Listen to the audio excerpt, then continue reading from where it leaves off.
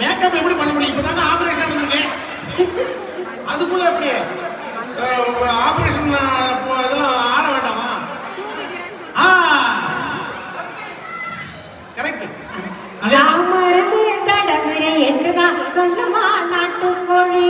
எண்ணெயில் பொரிக்கையில சிக்கன் 65. இப்ப நான் ஒண்ணு கேட்பேன் உங்கள்ட்ட. சிக்கன் 65 பேர் வச்சது யாரு தெரியுமா? யாரு? உங்க தாத்தா. கரெக்ட். உங்க பாட்டன் தான். தமிழர் தான் பேர் வச்சான். சிக்கன் 65 பேர் வச்சது தமிழர். கோழி 65 வைக்கல. போனா பண்ணிக்குவோம். ஆனா ஏன் 65 வச்சாங்க அது சொல்லுங்க. அதான் தெரியும்.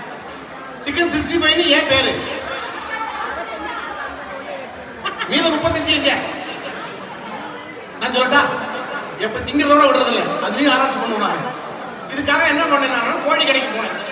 கோழி கடைக்கு போய் 1 கிலோ கோழியை எடை போடுவேன். முழு கோழி 1 கிலோ வர்ற மாதிரி ஒரு கோழியை முழு கோழியை எடை போட்டேன். இந்த கோழியை சிக்கன் 65 செய்யற அளவுக்கு வெட்டி விடுன்னு சொன்னேன். வாலு, ரெக்கை, தலை எல்லாம் போக 650 கிராம் தேர்ச்சி.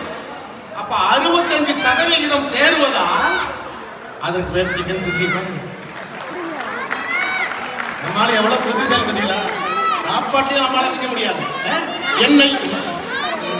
எண்ணெயில் பொரிக்கையில என்னதான் சொல்லுதா துபாய் கோழி தமிழர் வீட்டு கோழி. நான் பதிலே சொல்ல மாட்டேன், அதெல்லாம் சொல்லுவேன்.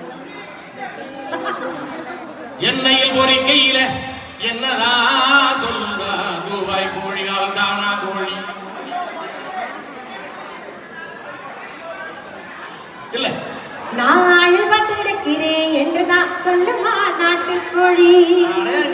வயத்துக்குள்ள போவையில மென்னு தின்னு வயத்துக்குள்ள போவையில என்னதான் சொல்லுதா ரூபாய் கோழியால் தானா வந்த கோழி.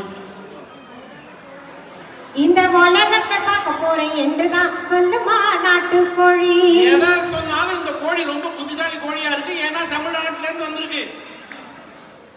எவ்வளவு கஷ்டம் வந்தாலும் சரி சமாளிக்குது. ஆனா அந்த கோழியை விடப்படாது.